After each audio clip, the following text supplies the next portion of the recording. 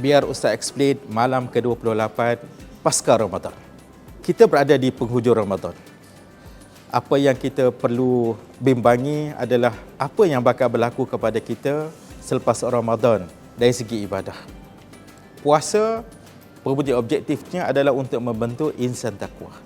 Firman Allah Subhanahu wa taala, "Ya ayyuhalladzina amanu kutiba alaikumus-shiyam kama kutiba alal ladzina min qablikum la'allakum tattaqun." Ya, telah difardukan kepada kamu puasa sebagaimana yang difardukan ke atas umat-umat yang terdahulu. Moga-moga kamu bertakwa. Ya. Jadi takwa ini mempunyai suatu makna yang cukup besar untuk sama-sama kita lihat, untuk sama-sama kita muhasabah, kerana dia bakal menentukan, natijah puasa ini bakal menentukan bagaimana kita selepas Ramadan Al-Mubarak. Dan kita tahu bahawa Ramadan ini adalah bulan tarbiyah, bulan yang mendidik kita bukan setakat menahan lapar dan dahaga, tetapi mendidik kita dari segi akhlak, dari segi patuhnya kita kepada syariat Allah. Ya, dan yang mana Ramadan ini juga sebenarnya adalah dijadikan Allah untuk susun kembali jadual hidup kita. Ya, kalau dulu kita bekerja siang malam, kita belajar siang malam, ya, kita balik mungkin lewat malam. Ya, kalau dalam konteks kita bekerja, kita mungkin tak sempat nak jumpa anak-anak di waktu petang. Tetapi Ramadan ini Allah jadikannya adanya waktu untuk berbuka puasa.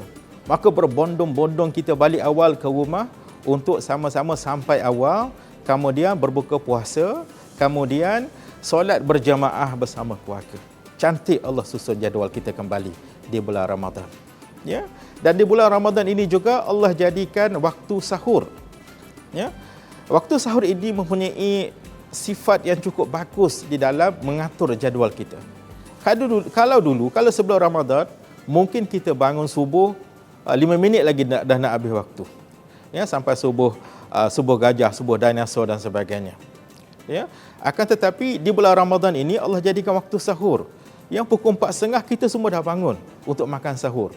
Ya, dan kita ada kesempatan sebelum kita makan sahur, mungkin kita sembahyang sunat tahajud, sembahyang sunat taubah, sembahyang sunat apa-apa sahaja yang kita nak, yang mana kita tak mampu buat di waktu lain, di bulan-bulan lain. Ya, dan juga kita ada masa untuk membaca Al-Quran. Jadi Allah atur sebegitu cantik Ramadan ini untuk membawa kita on track kembali. Ya, yang mana kita balik awal untuk solat berjamaah dan kita bangun awal untuk berqiyamul lail, untuk beribadah kepada Allah di waktu hari untuk mengelakkan kita daripada terlepas subuh dan sebagainya. Jadi bagaimana cantiknya aturan Allah ini kepada kita di bulan Ramadan, dan kita harap ianya berkekalan kepada kita untuk kita amalkan selepas Ramadan. Namun perasaan takut tetap mengundang. Kerana apa? Kerana cuba kita muhasabah diri kita di Ramadan, kita alhamdulillah solat berjamaah, apatah lagi di malam-malam hari, ya, di masjid, di surau penuh dengan di kalangan kita yang pergi solat berjamaah. Yang kita takut selepas Ramadan ini kita tak mengamalkan solat berjemaah sebegini.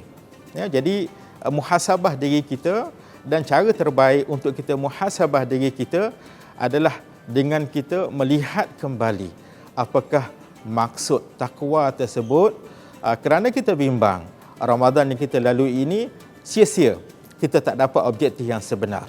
Ya, jadi kata Sayyidina Ali karramallahu wajhah, ya, Sayyidina Ali kata apa? Untuk mengetahui sama ada kita ni capai ataupun tidak darjat takwa, yang pertama sekali adalah al-khawfu minal jalil, takut kepada Allah. Bermaknanya dalam konteks takut ini kita melakukan segala titah perintah Allah dan meninggalkan segala larangannya, bukan setakat di Ramadan, akan tetapi selepas waktu Ramadan sekalipun. Ya, di Ramadan kita dah latih untuk tidak makan. Kita tak makan. Walaupun kita duduk seorang dalam bilik, ya, kita tak makan lebihan makanan sahur tadi. Sebab apa? Sebab kita yakin bahawasanya walaupun manusia lain tak nampak, tetapi Allah nampak. Betapa Ramadan ini mendidik kita untuk menjadi sifat yang penuh dengan integriti, sifat yang penuh dengan ihsan. Sebagaimana Rasulullah kata, "Anta abudallah ka'annaka tarahu, fa illam takun tarahu fa innahu yaraka." Kamu sembah Allah seolah-olah kamu nampak Allah. Kalau kamu tak nampak Allah, of course kita tak nampak Allah. Tetapi Allah nampak kita. Bermaknanya betapa kita amalkan sikap integriti yang cukup tinggi di bulan Ramadan. Jadi kita mohon agar sikap integriti, sikap ihsan ini berterusan, berkekalan dalam diri kita selepas berlalunya Ramadan. Ini kita sebut sebagai kita takut kepada Allah. Kita takut kepada Allah dalam konteks yang sebenar adalah kita lagi dekat dengan Allah. Berbeza dengan kita takut dengan makhluk. Kita takut dengan hantu, kita lari. Kita takut dengan harimau, kita lari. Akan tetapi bila takut dengan Allah ini, kita semakin dekat dengan Allah Subhanahu Wa Taala. Itu yang pertama, cek diri kita. Ya. Yang keduanya, kata Sayyidina Ali, dalam konteks takwa ini adalah al-amalu bitanzil. Kita beramal dengan Al-Quran, kita beramal dengan hadis Nabi sallallahu alaihi wasallam dan jadikan ianya sebagai panduan dalam hidup kita.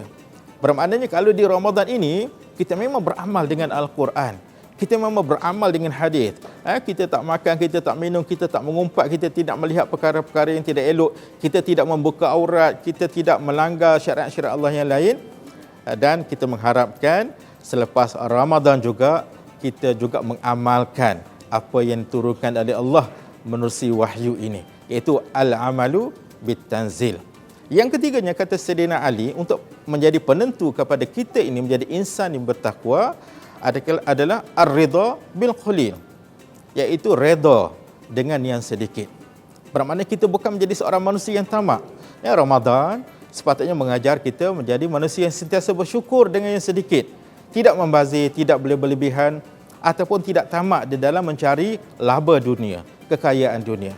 Ya, bermaknanya kesan Ramadan ini akan menjadikan kita manusia yang tidak tamak di luar Ramadan, akan menjauhkan kita daripada salah guna kuasa, terlibat dengan rasuah, semata-mata ingin mencari kelebihan, laba dunia, habuan dunia dan sebagainya, dan kita seolah-olah tidak redha dengan yang sedikit, yang cukup yang Allah berikan kepada kita, yang disebut sebagai al-qanaah.